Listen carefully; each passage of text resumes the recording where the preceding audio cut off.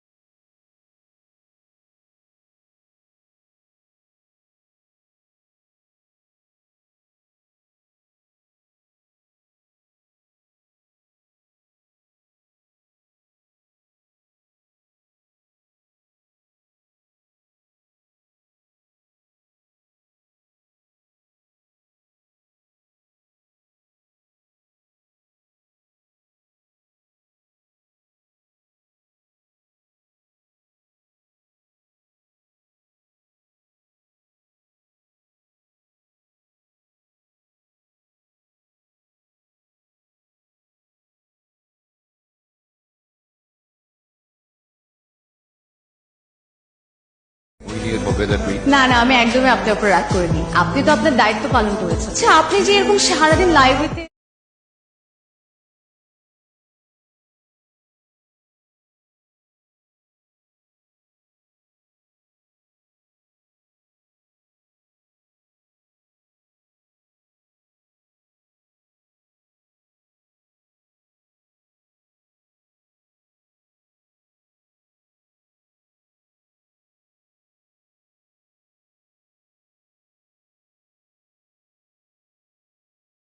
তাই বলেছে। আপনার চেহারা দেখে তো মনে হচ্ছে আপনি মনে হয় কিছুই বুঝতে পারছেন না। আসলে আমি রাজুকে পাঠিয়েছিলাম, আপনি অনেকদিন যাবত লাইব্রেরিতে আসছেন না, তাই একটু খোঁজ নিতে। না, আপনি আসলে বইয়ের খোঁজ নেওয়ার জন্য রাজুকে পাঠিয়েছিলেন। এসে আপনার বই আপনার হাতেই আছে, ভালো করে চেক করে দেখুন কোনোটা মিসিং আছে কিনা। থাকলে এখনই বলে দিতে পারেন, কারণ এরপর থেকে আমি আর লাইব্রেরিতে আসবো না। কেন আসছেন? আমি সত্যি আপনি অনেকদিন যাবত আসছেন না, তাই খোঁজ নিতে পাঠিয়েছিলাম রাজুকে।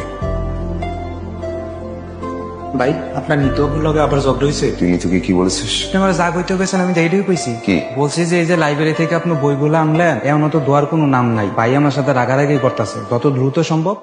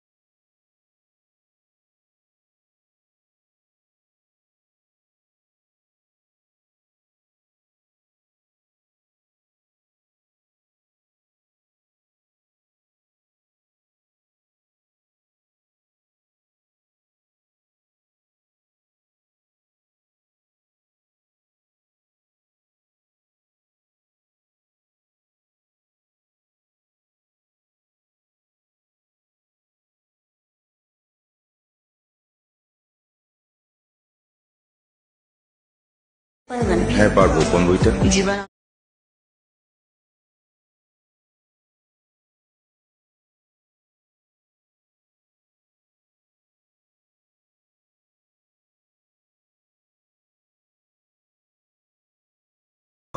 রূপালী আগুন ছড়া। ফিরে এসো এই মাঠে ঢেউয়ে, ফিরে এসো হৃদয়ে আমার। আমি এত সুন্দর করে বলতে পারি না। আমার বিয়েতে যাচ্ছেন তো? আপনি বলে যাবো? হুট করে চাকরিটা হয়ে গেল, এখন বাবার শর্ত তো মেনে নিতেই হবে। বাবা বলেছিল চাকরি হওয়ার সাথে সাথে বিয়ে করতে।